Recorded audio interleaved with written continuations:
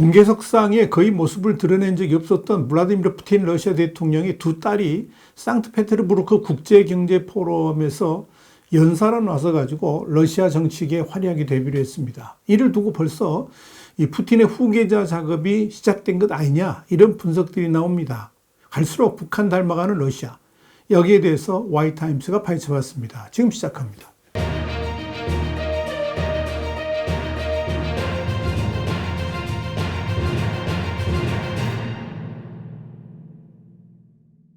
영국의 가디언은 현지 시간으로 9일 푸틴의 고향인 상트페테르부르크에서 매년 열리는 러시아판 다보스 국가경제포럼에서 푸틴의 딸로 알려진 마리아 보론초바하고 카테리나 티오노바가 지난 5일부터 8일까지 열린 이 국가경제포럼에서 잇따라 연설자로 나섰다. 그러면서 푸틴의 성인 딸이 있다는 사실은 공공연한 비밀이었지만 누구도 감히 입 밖으로 꺼내지 못했다. 이렇게 보도를 했습니다.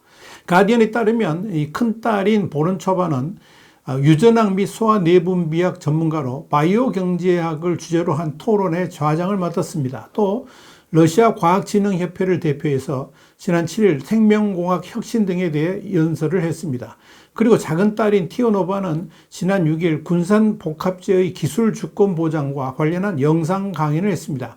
그녀는 원래 아크로바틱 로큰롤 댄서였는데 이 포럼에서는 러시아 국가지력발달재단의 총책임자로 변신해서 러시아의 기술 주권을 보장하는 방위 산업의 역할에 대해서 연설했고요. 현재는 러시아군과 관련된 분야에서 일하는 것으로 전해집니다.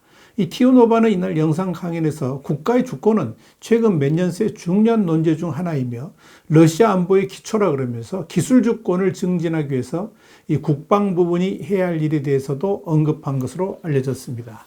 이번에 공개석상에 얼굴을 드러낸 두 딸은 1983년 결혼해서 2013년 이혼했던 전 아에로플로트 승무원 출신의 류드밀라 푸티나와의 결혼으로 얻은 자녀들로 이 푸틴의 딸들의 신원은 크렘린궁에서도 확인한 바가 없습니다. 그리고 성이 된 딸들의 사진도 공식적으로 공개한 적이 없었습니다. 다만 푸틴의 딸들이 과학과 교육 분야에서 일하고 있으며 손자도 있다, 이렇게 말한 바 있었지만 이름조차도 거론하지 않았습니다. 이번 포럼에서 얼굴을 내비친 두 딸에 대해서도 크렘린궁은 공식적으로 이 푸틴의 두 딸이라고 발표하거나 인정하지도 않고 있습니다. 이번 국가경제포럼에서 대중에게 공개된 상세한 푸틴의 가계도에도 이들의 이름은 빠져 있었습니다. 이 가계도는 17세기 고난의 시대로 거슬러 올라가면서 그가 소장농 출신이었음을 드러내고 있습니다. 하지만 가디언에 의하면 푸틴의 두 딸에 대한 인지도는 두 사람이 최근 몇 년간 포럼이나 업계 행사들을 통해서 점점 더 공개적인 역할을 맡으면서 더 커지고 있고, 지난 포럼에서 티오노바의 연설에 이어서 이번 국가경제포럼에서는 두 사람이 동시에 연사로 등단하면서 전면 데뷔를 했다, 이렇게 보면 좋을 겁니다.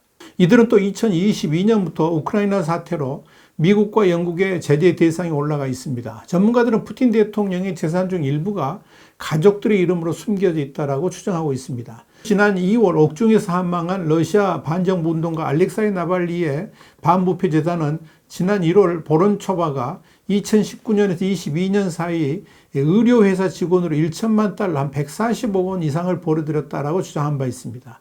보론초바는 네덜란드 사학가하고 결혼해가지고 네덜란드에서 330만 달러 한 46억 원 상당의 호화 아파트에서 살고 있는 것으로 전해집니다.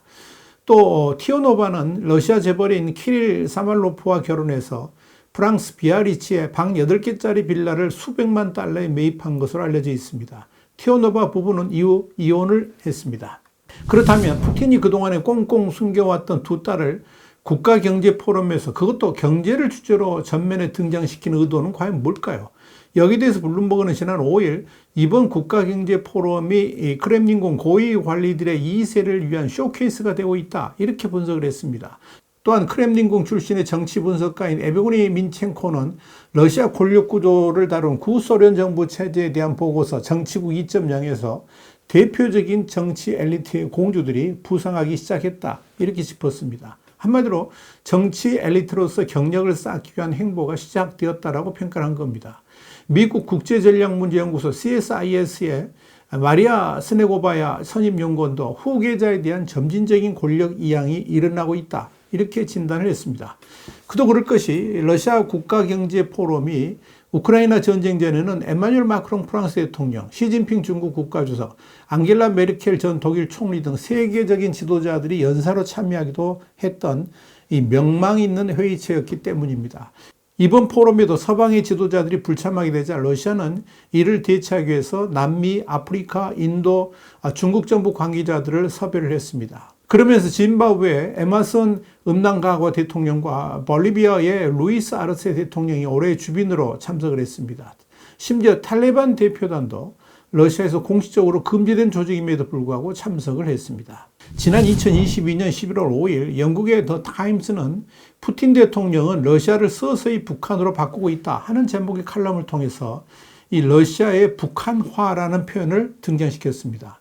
우크라이나 침공이 장기화되면서 위기에 처한 푸틴 정권이 이 권력 유지를 위해서 북한식 사상 통제와 선동 활동에 몰두하고 있다 그러면서 이 러시아의 북한화라는 용어를 사용한 겁니다. 러시아는 우크라이나 침공 이후에 크렘린의 비판적인 언론들을 모두 폐간시켰고 동시에 반푸틴 언론인들을 무자비하게 구속시켰습니다. 또 군과 전쟁에 대한 부정적 언급은 허위정보 유포로 최고 15년형에 처하고 있습니다. 푸틴은 이렇게 언론 자유의 재갈을 물리면서 미국과 서방의 목적은 러시아 파괴라 그러면서 우크라이나 침공은 조국과 민족을 구하기 위한 것이다. 이렇게 선전선동하고 있습니다. 그런데 더 타임스에 의하면 러시아의 북한화는 비단 언론의 자유를 말살시키는 것만으로 끝나지 않습니다. 러시아는 북한과 마찬가지로 스스로 외교적 고립의 길로 들어섰고 또 서방 세계로부터 제재를 자초했습니다. 이로 인해서 푸틴은 중국, 북한 등의 사상적 우방국이 아닌 서방 국가의 지도자들과 사진 하나 찍지 못하는 신세로 전락해버렸습니다. 역시 푸틴과 김정은이 똑 닮았습니다. 그뿐 아닙니다. 툭하면 핵무력 사용을 언급하면서 공포 분위기를 조성한다는 점도 김정은과 완전히 닮았습니다. 그런 점에서 보면 이 우크라이나 침공으로 인해서 전쟁은 3년 넘게 이어가고 있지만 전 세계가 불리질 때마다 또는 서방 세계의 개입이 불가피해질 때마다 금과 옥조처럼 꺼내드는 카드가 핵전쟁 위협입니다. 푸틴의 이런 핵전쟁 위협은 지금도 이어지고 있습니다. 지난해 3월 27일에는 러시아 없는 세상은 존재할 필요가 없다 그러면서 모두 잿더미로 만들 수 있다. 이런 근거까지 했습니다.